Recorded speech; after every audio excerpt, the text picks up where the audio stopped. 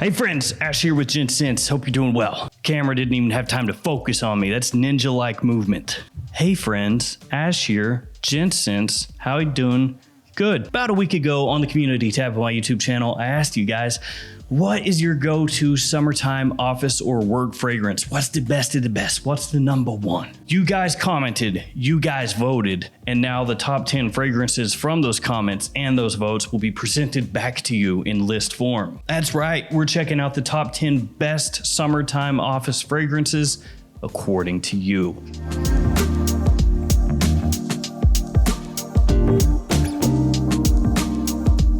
Some of these are exactly what you would think of as an office fragrance. They're the creme de la creme or the obvious de obvious. Other ones are not quite so obvious, but do make total sense. I gotta say, you guys made a comprehensive, cohesive list here. I'm proud of you. This is in no particular order, so this is not from 10 to 1. These are just the 10 that got the most attention from you guys. The most upvotes, the most comments. First up, Guerlain Homme Eau de Parfum. I got the old style bottle. There's also the old style bottle and the new style bottle. But if you have the old, or the new, it's 6 half dozen. Lime, mint, rum, cedar, and vetiver, some of the notes in the fragrance. And it was kind of funny because a few of you guys were a little confused. And when people were saying Guerlain Homme Eau de Parfum, you were like, what? That doesn't make sense, all that cherry in the middle of summer. But I get it, it's confusing when there's a lot of different fragrances under a fragrance house with very similar names. So that's Guerlain Homme EDP Eau de Parfum that has the cherry, and it's completely 100,000% different than this one. This one is classy, it's boozy ever so slightly with that rum, gives kind of a mojito vibe instead of a true rum vibe, which is what everybody's gonna say, including myself, over and over ad nauseum. Mojito in a bottle. Bit of woodiness as the fragrance dries down. As I said, very classy, but at the same time, great choice for summer, even in high heat situations. I love Guerlain Homme Eau de Parfum. I think it's a great buy for the price. Can't go wrong. After that, from Prada L'Homme. This is one of the obvious ones, probably one of the most obvious, actually. I was gonna say the most obvious, but there's one other one in here that I think could give it a run for its money in terms of obviosity. Prada L'Homme has been a go-to office fragrance ever since it came out. The iris in here, soapy, fresh, clean, bit powdery as well. Neroli, pepper, cedar, and amber, some of the other notes in the fragrance. In the middle of summer, I thought maybe you guys would go for Prada L'Homme Low, go with the fresher version of this DNA, but nah, that one didn't really get any love. This one did, and that makes absolute sense. Prada L'Homme is a fragrance that I have loved ever since it first came out. I think this is a really fantastic take on that Prada soapy, fresh, powdery style of DNA, because they've done that across multiple fragrance lines. That's almost like Prada's MO. When they're gonna start a new lineup, they're like, hey, how can we get that powdery, clean thing going on here? Prada L'Homme, nice choice. I agree with you guys. After that one, we've got from Varvatos, Artisan Pure. Artisan Pure. This one is an intriguing fragrance to me because it's a hype beast fragrance. And anytime something becomes a hype beast, I kind of like to see how long it lasts, how long that goes for, how long people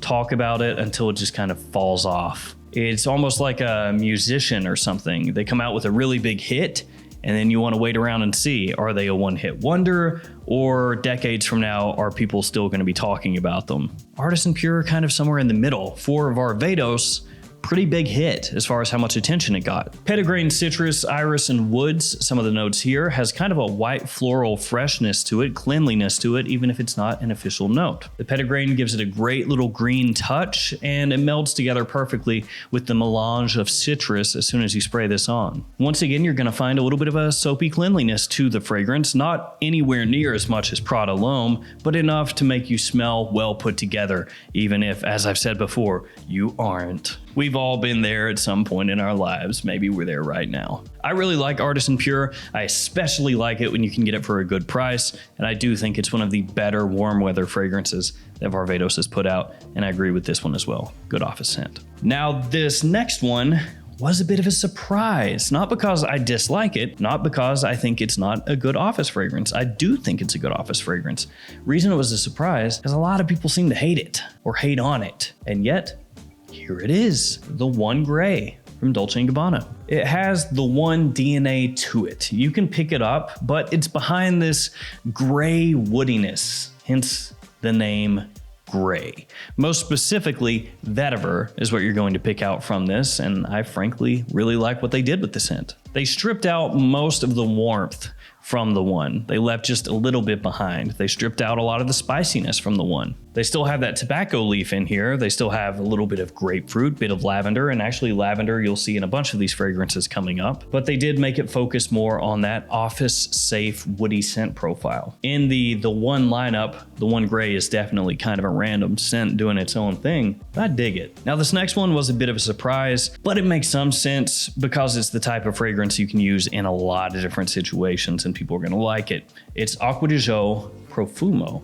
I would have thought maybe Acqua Eau de Parfum, maybe Acqua Profundo Lights, something like that, but no, Profumo. So this is going to give you that Acqua feeling, but with added incense and spices in here. So it gives it additional depth, warmth, and a bit of a kick, but it maintains that aquatic freshness from the original, and of course maintains that mass appeal. So that's where it makes sense to have this as an office fragrance, because Acqua scents pretty much everybody loves. Even if you think it's been played out to death, if you think that DNA is overhashed, overheated, over welcome, the fact of the matter is Acqua still works. People love it, and so Acqua Profumo does make sense in that aspect as an office scent. Even if I personally probably would have gone with another different one from the lineup. Now we're going to the fragrance that can kind of compete with Prada L'Homme as the most obvious of office fragrances. It's Tom Ford's Gray Vetiver, of course. Had to know this was coming in at some point. So you have the woodiness from Vetiver here, a little bit of a green touch, but it's very fresh and clean and classy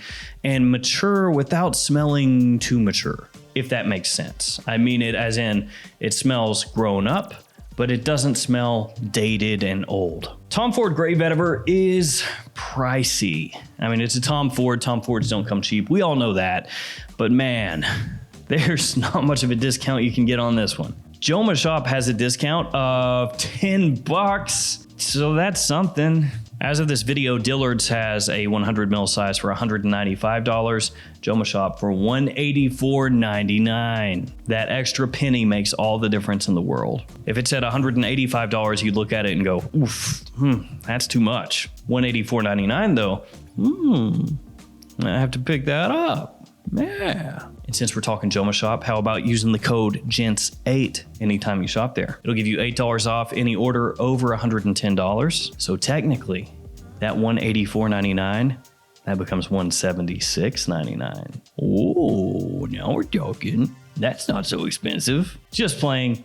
It is. So you have orange blossom, oak moss, grapefruit, and sage mixing together with the vetiver in Gray Vetiver. It is an outstanding fragrance. I've said this before. I'm low, guys. This is it. This is all I got. Tom Ford Gray Vetiver wise. I don't even have an EDT bottle anymore. This is it, and it's getting harder to find. So I'm just trying to come to terms here with the fact that I need to pull the trigger and buy another bottle, even though I don't want to, but I do want to, but I don't want to. Next up, Dior Homme 2020. Not Dior Homme Original, not Dior Homme, not Dior Homme Intense, Dior Homme 2020. And it was kind of interesting. Some of you guys out there said that when you got Dior Homme 2020 originally, you hated it, and now you like it a lot. Gee, that sounds really familiar. Oh yeah, that's exactly what happened with me. It has bergamot, pink pepper, cedar, and vetiver as some of the notes in the fragrance. This is a fantastic, woody, modern, masculine scent. It has just the right touch of freshness in the opening, a little bit of citrus, a little bit of fresh spice that leads into that woodsy base. It is enormously versatile. You can use this just about anywhere, much like Acqua Profumo. You can pull this off casually, obviously to the office, formally, it does not matter, and it is a big compliment puller. So I know a lot of you out there still hate this one because of what Christian Dior did, switching up that Dior Homme line and making the iris go bye-bye, launching it straight into the sun. But this is the world we live in, and Dior Homme 2020 is Dior Homme at this point, and it works really well. You know, I said Gray Vetiver and Prada L'Homme, those were kind of the obvious go-to office fragrances, but I'm gonna put this one there with those as well. It's from Chanel, it's Platinum Egoiste. Maybe you could say that this one is slightly more mature than Grey Vetiver or Prada L'Homme, but maybe you could also say it's slightly more classy as well. Lavender, petitgrain, oak moss, sandalwood, and rosemary. Some of the notes to the fragrance, slight metallic tinge, bit aromatic as well. Very classic and classy throwback style of fragrance. Platinum Egoiste still smells absolutely stunning. Younger guys out there probably won't appreciate it quite as much as they should, but as they get older, they will. Maybe, probably, possibly, they should. And I have to say, for summertime, as far as the Chanel fragrances go, that's probably your best bet. Yeah, as far as just a very nice high-end office or work fragrance. Alternatively, you could go with something like a Bleu de Chanel Eau de Parfum if you want something that's gonna be a little more modern smelling, but Platinum Egoiste, that is a great choice. We're at the final two.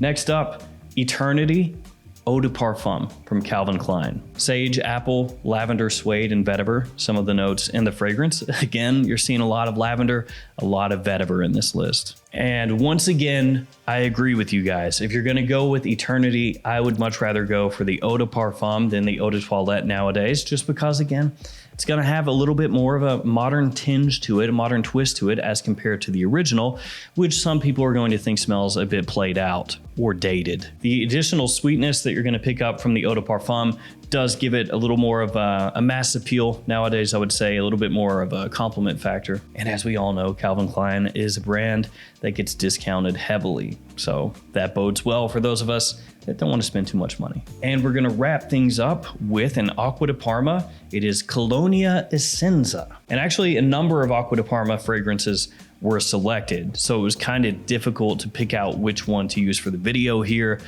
Colonia Futura was one that got some votes. Colonia Pura got some votes. The original Colonia. So, I mean, a lot of people were talking about a lot of different Acqua di Parmas, but Essenza seemed to be the one that had the most. But I did want to make sure to shout out those other ones too, because those are great choices and a lot of you agreed. This one is a classic Italian style cologne, very classy and refined, more green and aromatic than truly sweet. So even though you do find a decent amount of citrus in the fragrance, that's not really the focal point here. It helps lead you into everything else. This one has petitgrain, rosemary, florals, and musk to go along with that citrus in the top. There are some other fragrances out there that can get you similar to this one, and also the original Colonia on the cheap, but truly Acqua di Parma fragrances, at least from discounters, assuming that you look around a little bit, are typically not all that expensive. So a lot of the time, assuming you have a little bit of extra money, it may make more sense just to go with the real deal. So there we go, Acqua di Parma Colonia Essenza, wrapping up this list. I wanna thank all you guys out there that voted for fragrances, that submitted your fragrances. I'm gonna try to keep running at least one of these on the community tab at all times, where you guys can vote on fragrances and stuff like that. So check the community tab. There should be one up there right now. I'm not sure exactly what video it's for, but leave a submission or vote on some. All right, guys, that's gonna do it for me. Thanks for hanging with me. Thanks for your support. Stay safe out there, guys. See you tomorrow.